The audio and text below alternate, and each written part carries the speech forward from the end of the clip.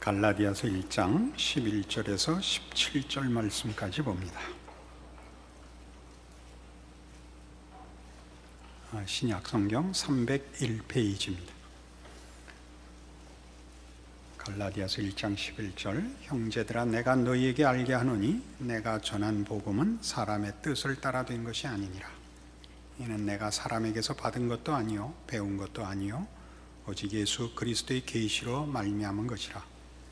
내가 이전에 유대교에 있을 때 행한 일을 너희가 들었거니와 하나님의 교회를 심히 박해하여 멸하고 내가 내 동족 중 여러 연갑자보다 유대교를 지나치게 믿어 내 조상의 전통에 대하여 더욱 열심히 있었으나, 그러나 내 어머니의 태로부터 나를 택정하시고 그의 은혜로 나를 부르시니가 그의 아들을 이방에 전하기 위하여 그를 내 속에 나타내시기를 기뻐하셨을 때에 내가 곧 혈육과 의논하지 아니하고 또 나보다 먼저 사도된 자들을 만나려고 예루살렘으로 가지 아니하고 아라비아로 갔다가 다시 다메섹으로 돌아갔노라.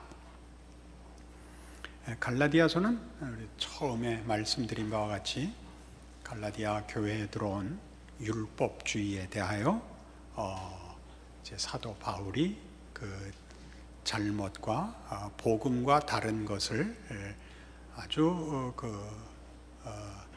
거의 분노하다시피 써보낸 편지입니다.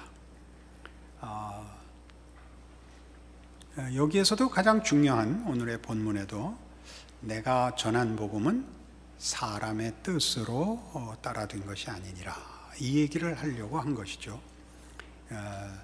1장 1절에 보는 바와 같이 사람들에게서 난 것도 아니요 사람으로 말미암은 것도 아니요 오직 예수 그리스도와 그를 죽은 자 가운데서 살리신 하나님 아버지로 말미암아 사도된 이라고 강조하고, 1장 6절에 그리스도의 은혜로 너희를 부르시니를 이같이 속히 떠나 다른 복음을 따르는 것을 내가 이상히 여기노라. 이런 논조 속에 있다는 것을 기억하셔야 됩니다. 갈라디아서를 통하여 우리가 확인하려는 것은 우리가 믿는 기독교 신앙이 왜 복음이라고 불리우는가, 그 기원과 근거가 어떻게 신적인 것이냐에 이제 강조점이 있습니다. 그것은 신비주의나 주관주의로 오용되어서는 안 됩니다. 예수 그리스도의 계시를 받은 것이라, 이 12절에 나오는 예수 그리스도의 계시로 말미암은 것이라 라는 것이 다른 식으로 본인의 종교성이나 개인적인 체험을 기독교 신앙의 근거로 제시하자는 것이 아니라는 것을 알고 있어야 됩니다. 그러니까 일단 기독교 신앙의 보편성은 이겁니다. 기독교 신앙의 보편성, 신앙 고백의 내용의 보편성이라고 조금 더 구체적으로 말하면 하나님이 누군지를 안다는 것입니다. 아브라함의 하나님, 이삭의 하나님, 야곱의 하나님, 그러니까 구약의 하나님을 안다.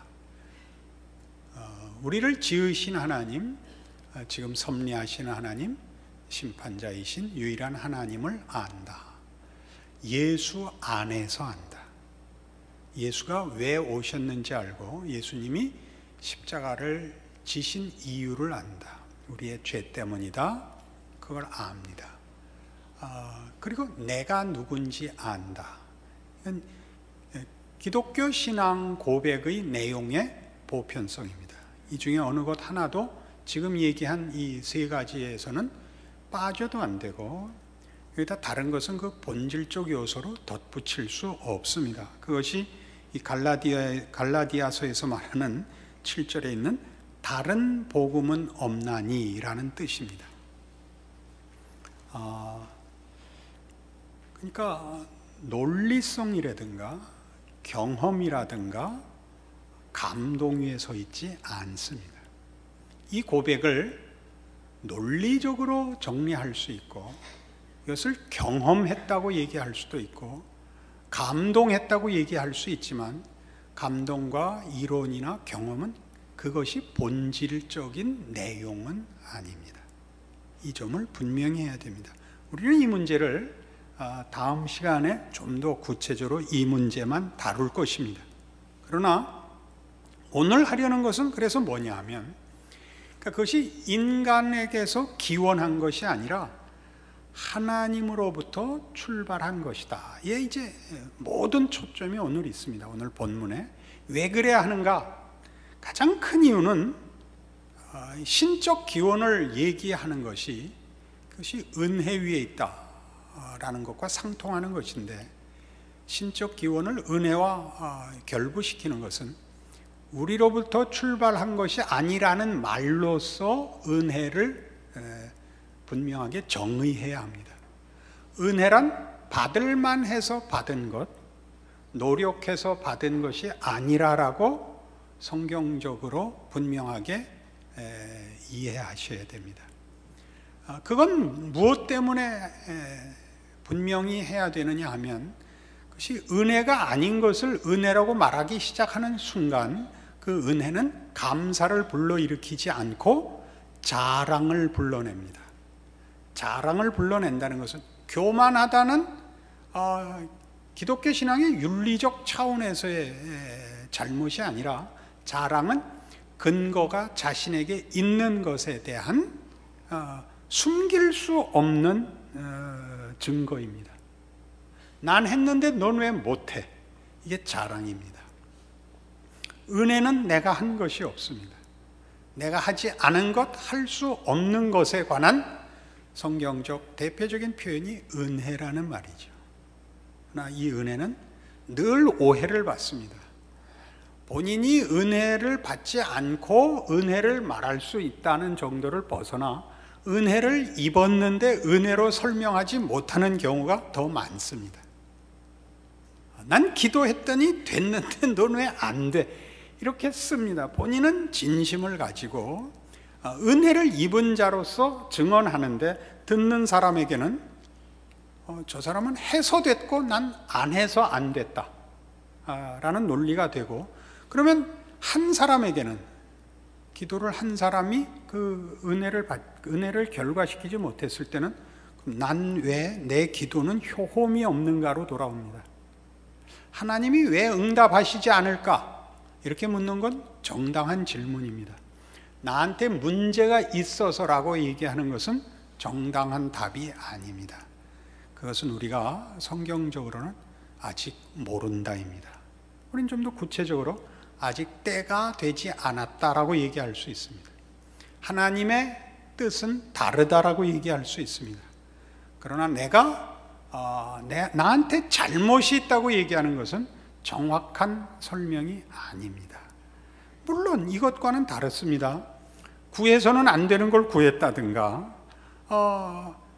10년쯤 지나서야 될 걸 지금 달라고 그랬다는 거는 그거는 분명히 잘못된 것이지만, 기독교 신앙의 본질을 논하는 차원에서의 은혜를 쓸 때에는 이 자랑, 인간이 자기 자신에게 근거를 가지고 자기가 할 수 있는 것을 말하는 것과 구별하는 것이다 하는 것을 분명히 해야 합니다. 그래서 이 문제는 성경에 얼마나 강조되느냐 하면, 오늘 본 본문 보시면 11절에 다시 확인하죠. 형제들아, 내가 너희에게 알게 하노니 내가 전한 복음은 사람의 뜻을 따라 된 것이 아니니라. 이는 내가 사람에게서 배운 것도 아니요 배운 것도 아니요 받은 것도 아니요 배운 것도 아니요 오직 예수 그리스도의 계시로 말미암은 것이라. 이게 신비주의적 표현이 아니라 그랬죠. 신적 기원을 설명하는 것이요. 15절, 그러나 내 어머니의 태로부터 나를 택정하시고 그의 은혜로 나를 부르시니가 그의 아들을 이방에 전하기 위하여 그를 내 속에 나타내시기를 기뻐하셨기 때문에 일어난 일이다 이겁니다. 하나님이 이 일을 작정하셨고 일을 하시겠다고 하나님이 목적하셨기 때문에 일어난 일이라, 그렇게 얘기합니다. 이것은 뭐 말하자면 기독교 신앙의 은혜성을 강조하기 위하여 하는 설교 정도가 아닙니다. 이 문제로 인하여 파생되는 자기 신앙을 확인하는 법, 자기 신앙을 방향 잡는 법에서 큰 차이를 드러내기 때문에 이 문제는 그 원인과 근거에서부터 분명한 이해가 필요합니다. 갈라디아서 넘어가면 에베소서입니다. 에베소서 1장에 가보십시다.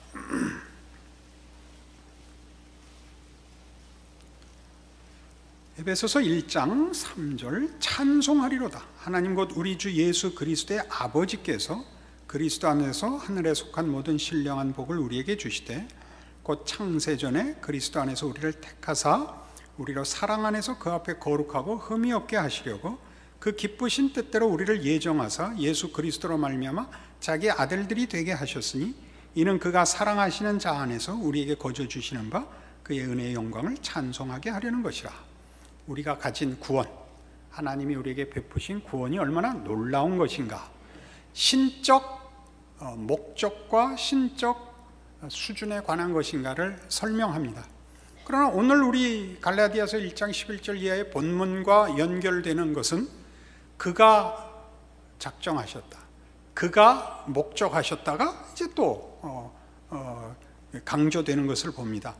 3절 다시 보시겠어요? 찬송하리로다. 하나님 곧 우리 주 예수 그리스도의 아버지께서인 것입니다.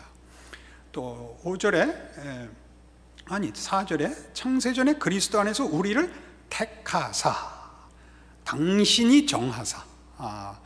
5절 그 기쁘신 뜻대로, 당신의 목적대로. 6절에 있는 바와 같이 이는 그가, 다 주어가 전부 하나님입니다.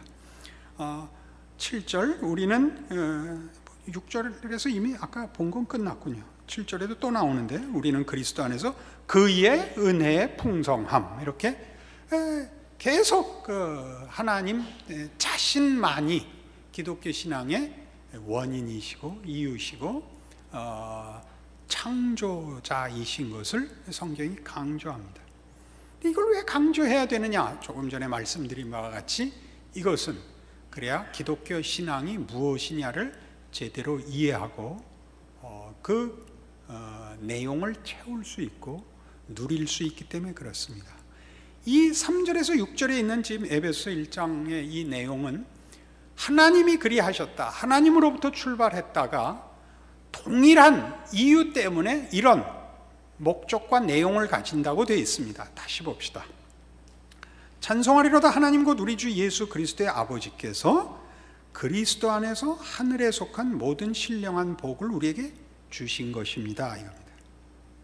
하나님으로부터 시작됐다는 것이 왜 중요하냐? 왜 은혜가 강조되고 인간이 할 수 있다는 것과 분명하게 선을 그어야 되느냐? 기독교 신앙은 신적 작정에만 중요함이 있는 것이 아니라, 이렇게 얘기하면 비교법이 좀 약합니다. 하나님이 작정하셨다는 것으로 특별하게 구별되지만 동일하게 그래서 신적 목적의 수준을 갖고 있다는 면에서도 독특합니다. 하나님만이 주실 수 있는 것을 목적하고 있기 때문에 신적 기원이 확인돼야 됩니다. 인간의 근거가 허용된다면 인간이 소원하는 것으로 기독교 신앙은 제한될 것입니다. 인간이 상상하고 바라는 것에서 그칠 것입니다. 그러나 성경이 은혜를 강조하는 것은 인간이 기독교 신앙의 근거와 책임자로서 부족하다는 얘기를 하려는 것인데, 그 이유는 기독교 신앙이 목적하고 약속하는 것은 창조주 하나님의 영광과 신비와 능력에 속한 수준의 것이라는 걸 가르치기 위해서입니다. 그래서 다시 3절로 와서 하나님 곧 우리 주 예수 그리스도의 아버지께서 그리스도 안에서 하늘에 속한 모든 신령한 복을 우리에게 주시려고 하는 것입니다. 하늘에 속한이라는 것은 땅과 차원이 다른 이라는 측면에서 여기서는 기억해야 될 대비법입니다. 곧 창세전에 그리스도 안에서 우리를 택하사 우리로 사랑 안에서 그 앞에 거룩하고 흠이 없게 하시려는 것입니다. 사랑 안에서입니다.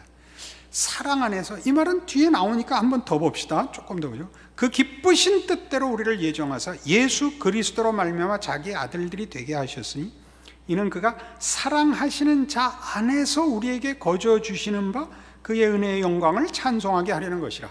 이게 너무 뭡니까? 최상급의 표현들이 자꾸 반복이 돼서 우리는 구름에서 구름으로 올라가는 기분입니다. 사실 그래서 허공을 날아가는 것 같은 표현들을 만나는데, 허공이라 그러면 좀 너무 표현이 조금 낮아지는데, 하여튼 환희와 찬송과 황홀함으로 계속 나아가는 약속 속에 있습니다. 하나님께서 우리를 그리스도 안에서 사랑 안에 흠이 없게 하시려고, 사랑 안에서 흠이 없게 하시려고와 그리스도 안에서 흠이 없게 하시려고는 평행법입니다. 4절에 있는 대로 창세전에 그리스도 안에서 택하시고 사랑 안에서 흠이 없게 하시려는 것은 평행법입니다. 그러니까 왜 예수 그리스도에 계시냐? 왜 예수 그리스도가 기독교 신앙의 근거이며 확증이며 기원으로 대표되어야 되느냐? 그 사랑하는 아들로 준 것이기 때문에, 창조주 하나님, 성부 하나님이 다 하신 것이면서도 성자 하나님을 왜 자꾸 더 앞세우느냐? 성부 하나님이 우리를 향하여 가지시는 구원과 약속들은 그 아들을 주시는 것으로 확증되고 계시된 사랑이라는 성품이 가장 강조된 것이기 때문에 라는 뜻입니다. 이거 자꾸 뻔한 얘기를 자꾸 하나 그런 표정들을 하고 계시는데, 이런 이유 때문입니다. 우리가 신앙생활을 한다는 것은 자기가 자신을 정죄할 수 없는 자리에 부름받았다는 뜻입니다. 제 개인적인 표현을 쓰자면, 어느 날 이 기독교 신앙이 도대체 얼마나 굉장한 것이냐에 대한 하나님의 확인으로 말미암아 제가 이런 고백을 하게 됐습니다. 나의 비열함에 나를 더 이상 내어주지 않겠다. 이게 무슨 뜻이냐면, 신앙 윤리적으로 거룩하게 살겠다라는 선언이 아니고, 나의 못난 것으로 나는 이제 더 이상 자폭하지 않겠다. 자폭하는데 나의 못난 것으로 내어주지 않겠다. 내가 어떤 못난 것을 갖고 있어도 나를 절망과 자폭으로 나를 포기하지 않겠다. 하나님은 나보다 물론 내가 경험하고 확인하는 어떤 못난 것, 저는 그걸 비열함이라고 제가 자신을 설명할 수밖에 없었습니다. 우린 비열함이라는 비겁하고 연약하고 강팍합니다. 다 뭉뚱그려서 제일 적합한 말이 비열이라는 말 같습니다. 그러니까 제가 저를 비열하다 그러면 여러분은 비열에 자승 이렇게 붙이셔야, 이건 물론 좋습니다. 그 얘기를 하려는 것입니다. 여러분, 하나님의 사랑을 입고 기독교 신앙을 가지게 됐다. 예수 안에 하나님의 사랑을 입고 있다. 예수를 믿는 믿음 안에 있다는 건 그런 뜻입니다. 여러분 스스로를 정죄하거나 포기할 수 없습니다. 물론 우리는 분발해야 됩니다. 그런데 지금 갈라디아서는 그 얘기를 하는 데가 아니라고 분명하게 못을 받고 이 표현을 쓰는 것입니다.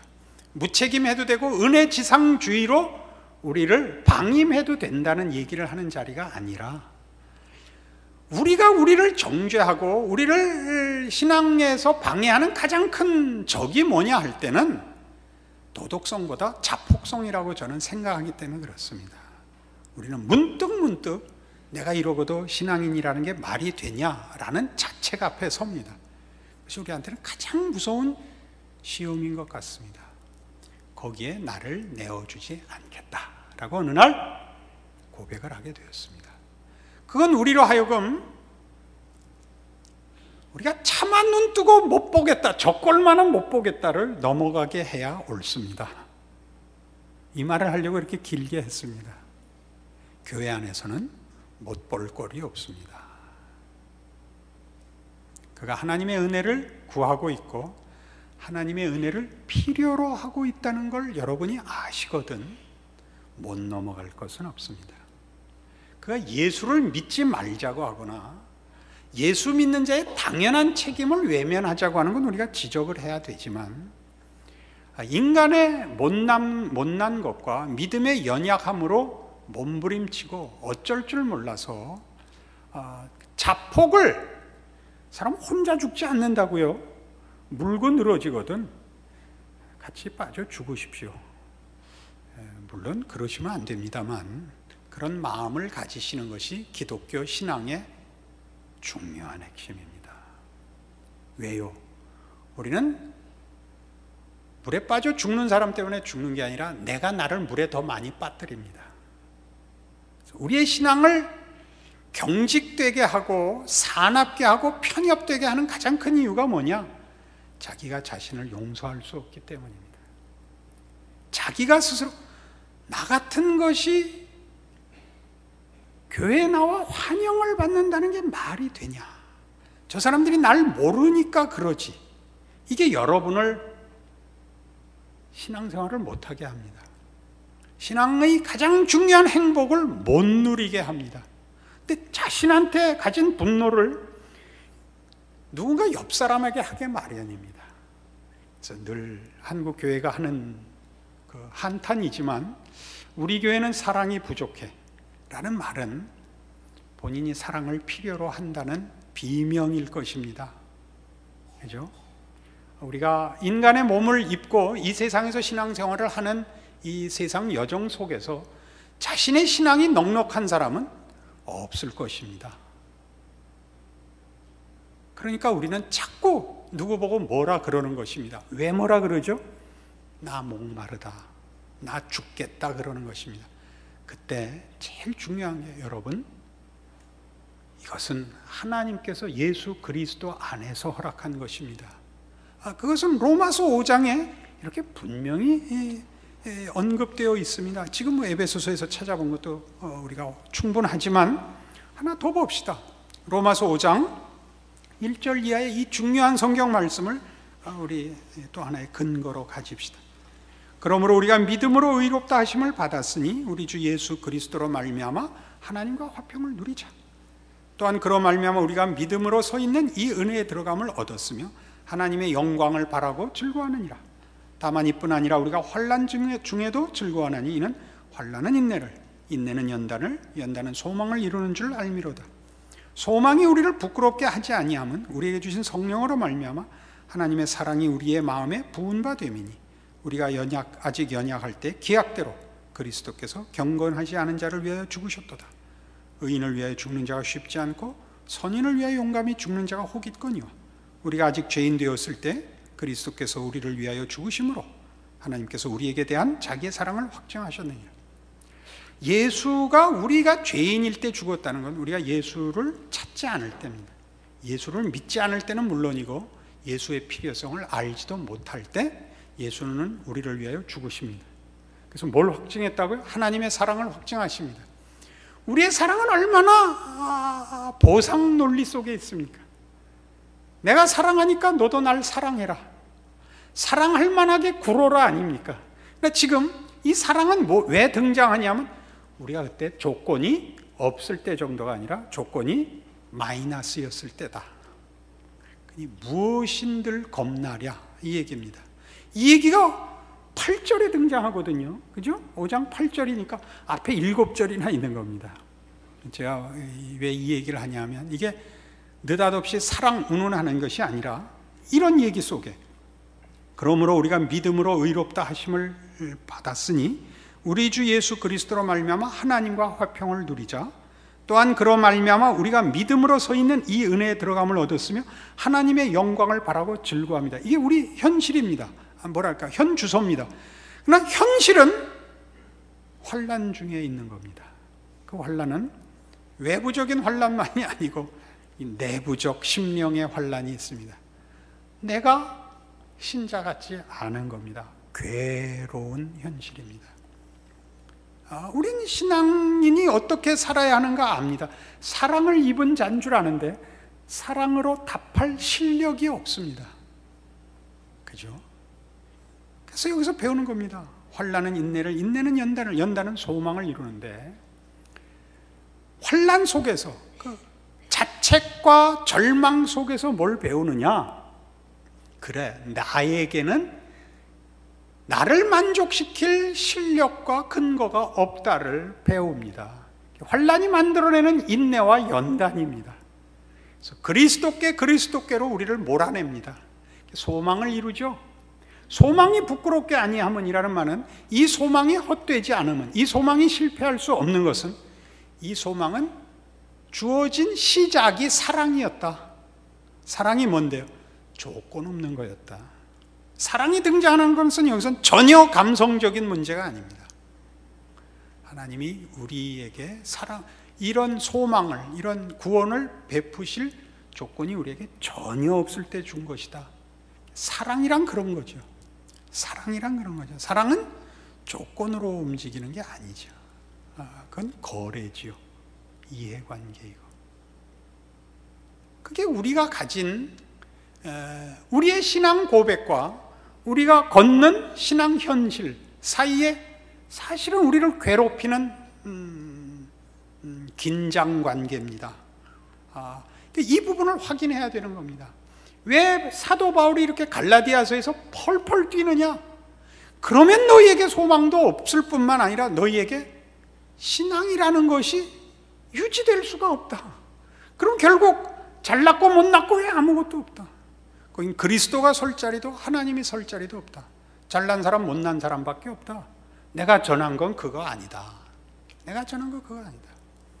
하나님이 우리를 사랑하사 찾아오신, 그리고 약속하신 내용에 관한 것이다. 잊지 마라, 잊지 마라, 잊지 마라. 그 얘기를 하는 겁니다. 그건 초대교회 갈라디아 교회에서 일어난 일일 뿐만 아니라 오고 오는 모든 기독교 신앙 공동체에서 우리가 직면하는, 우리 인간이 가진 종교적 본성이 우리를 유혹하고 시험하는 문제들이기 때문에 분명히 해둬야 합니다. 본질적인 문제이니까요. 외부적인 환경과 조건 때문에 들어오는 시험이나 협박이 아니라 인간 본성이 가지는 자존심과 자만을 위하여 들고 일어나는, 말하자면 자기 고발이요, 자기 욕심입니다. 기독교 신앙이 제대로 이해될 때 우리는 이 죄성을 극복하며 예수 그리스도 안에 찾아오신 하나님의 구원과 은혜에 대하여 진정한 내용을 이해하고 누릴 수 있게 됩니다. 누릴 수 있게 됩니다. 여러분 모두가 이 사랑과 이 은혜와 여러분의 어떠함을 극복하고 남는 하나님의 부르심과 보호하심과 약속 속에 있는 것을 기억하셔서 여러분 자신의 신앙과 믿음의 공동체와 여러분이 사는 이 시대와 여러분이 속한 사회에서 하나님의 자녀로 사는 신자된 구별을, 신자된 책임을 지켜내시는 여러분이시기를 바랍니다. 기도하십시다. 하나님 아버지 은혜를 감사합니다. 하나님이 우리 아버지시고 예수 안에서 찾아오셨기에 우리는 우리를 벗어 던지고 우리의 못난 것을 뛰어넘어 찾아오신 예수 그리스도의 품 안에 안깁니다. 이 믿음을, 이 신앙의 승리를, 이 은혜와 사랑 위에 서 있는 구원을 고백한 대로 누리고 책임지고 결실하는 우리들 되게 하여 주시옵소서. 그리하여 우리의 생애와 우리의 인생이 복된 것을 알게 하시옵소서. 예수님 이름으로 기도합니다.